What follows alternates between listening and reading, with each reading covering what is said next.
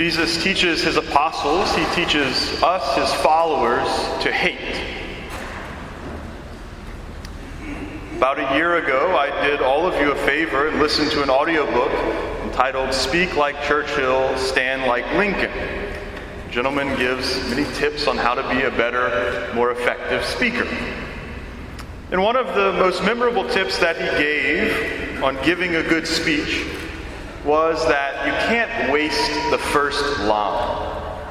You can't waste that first line saying, "Welcome everybody." You can't waste the first line saying, "I'm Father Broussard."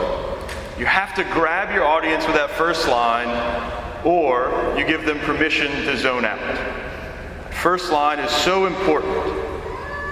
And over the 3 years that I've been preaching, I've used this technique in my homilies in varying degrees. Not all the time, because if you do it too often, then you're going to expect it and it loses its flair. And so today I make use of this tactic, and I'm in pretty good company when I do it, because Jesus himself used this tactic, right? Grabbing his audience's attention to try to get a point across.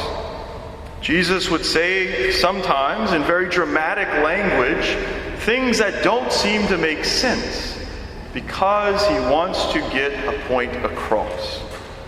We see that in our gospel today. The gospel opens up with Jesus saying, "Whoever loves father or mother more than me is not worthy of me. Whoever loves son or daughter more than me is not worthy of me." This could seem a little confusing, perhaps, but there are a few things going on. The first thing that's happening in the gospel is that his followers are still working out the fact that he is God. Right? We take this for granted as 21st century Christians, having 2,000 years of history to look back on. But this was radically new for them. Right? They were still trying to grapple with it. And they didn't have, as we do, that ultimate sign, the ultimate revelation of the fact that he is God. Right? The resurrection. They had been told about it, it had been foreshadowed, but it hadn't yet happened. And so they didn't have that to look back on. The second thing that's at play here is that even if they knew that Jesus was God and they truly believed it, they could question how God could tell them this. Right? How could God tell me not to love my mother and my father too much? How could God tell me not to love my children and my friends and even my own life? How can he say this?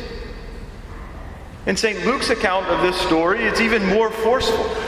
Right? In St. Luke's gospel, Jesus says, "If anyone comes to me without hating his father and mother, his wife and children, his brothers and sisters, and even his own life, he cannot be my disciple." How could God, who St. John tells us is love, command us to hate? And not just to hate anyone, but to hate those that are the closest to us. To hate those that have given us life or who we've given life to hate our friends and to hate our own life. How can he possibly do that? I think if we use both St. Luke and St. Matthew's view of this, or a portrayal of this, it makes a little more sense. Right? St. Luke again uses that very forceful language to hate father and mother. And that's the only way that we can follow Christ. But we know that Jesus can't possibly be telling us to hate people, right? So what's he trying to say?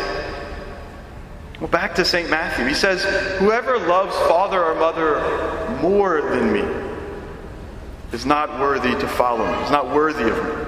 Whoever loves son or daughter more than me is not worthy of me." He's using that very forceful language to grab our attention, so that he can get his point across in no uncertain terms. And that point that he's trying to get across is that we have to love God above all else. And the teaching worded that way is not terribly shocking. Right? It doesn't grab our attention. We know this. The Ten Commandments lay it out. Right? Jesus told us over and over. The Ten Commandments the first three are focused on loving God because that's most important. And then love of neighbor. Right? We know that the love of God has to be primary. But at times we forget this. And so we need to be reminded, and we need to be reminded in a way that is going to be effective. If I see you after Mass and you say, Father Broussard, you need to love God above all else. I'm going to say, great, thank you, have a nice day. Right? In one ear and out the other, because I know that. Maybe I don't act that way sometimes, but I know it. But if you would come out there and shake my hand and say, Father Broussard, do you hate your mom and dad? Right? Are you willing to listen to this? That's going to wake me up. It's going to make me think about it. And so sometimes we need to hear these things in forceful, frank language in order to truly understand them, in order to truly take them in. So this leads us, I think, to a question. Is it ever okay to hate? Well, good Catholic answer, yes and no, right? Both and. We should hate letting anything get in the way of our relationship with God. Right? We should hate sin. But Jesus obviously does not want us to hate any person. Right? God created us all in His image and likeness, and so we should not hate people. He doesn't really want us to hate our parents. Sorry to burst anybody's bubble. He doesn't want us to hate our children or our siblings. He doesn't want us to hate our own life. But He's trying to get a point across. Right? Don't love anyone more than me. Don't love anyone more than me. Don't let anything get in the way of your loving me. No matter who it is, no matter what they say, no matter what. Do not let anything get in the way of your loving me. One area where I see this possibility creeping in, this possibility of people loving their mother and father more than God, is in dealing with vocations. I fortunately didn't have to deal with this, right? My mom and dad were very supportive. Maybe they wanted to get rid of me, I don't know. They supported me. But many people who feel that call to the priesthood, the religious life, don't get support. In fact, they're opposed by their parents. They're opposed by their friends, by those who are closest to them. Right? Their parents maybe say no because they're concerned that their child's not going to be happy doing that. Many parents say no because they want grandchildren. Right? Only children have to worry about this a lot more. Right? We want grandchildren. We're not willing to give up that possibility. But in this case, the child has the responsibility, not just the okay, but the responsibility to do God's will. Right? It's not going against the fourth commandment, that of honoring your mother and father, if someone goes against what their mother or father says because they know it's what God is asking of them. Now, we can't use this excuse all the time. If you have a question about it, come talk to a priest. But in this case, we have to do what God is asking. Right? Because love of God trumps everything. If we love mother and father more than God, then we're not worthy of Him. But it goes both ways, right? The parents have to be willing to give of their children. Right? St. Thomas Aquinas says that to love is to will the good of the other. And so it's loving to support a child or a friend who feels like they have a vocation, to encourage them in following them, in seeking it out. If God is calling someone to be a priest or religious or consecrated, then that is what is going to make them truly happy. That and only that. And so it's not loving for us to discourage someone from doing something that is going to make them happy. Right? That's not loving. Now, I'm not saying it's going to be easy to follow God's will. It's not going to be easy to let go of whatever doubts or concerns we might have, or you might have, not we, about letting a son or a daughter go to the priesthood or the religious life. Right? There may be real concerns. We have to allow them. And Jesus doesn't say that it's going to be easy. Right? He reminds us quite often that it's not. The words that follow unless you love me more than your mother and father in our gospel today, or whoever does not take up his cross and follow after me is not worthy of me. He doesn't hide the fact that it's going to be difficult, but he demands us to follow his will. Right? Doing God's will means taking up our cross. Allowing someone else to do God's will that we love means taking up our cross. Taking up the cross requires of us that we lose our life, right? That we lay down our needs, our desires.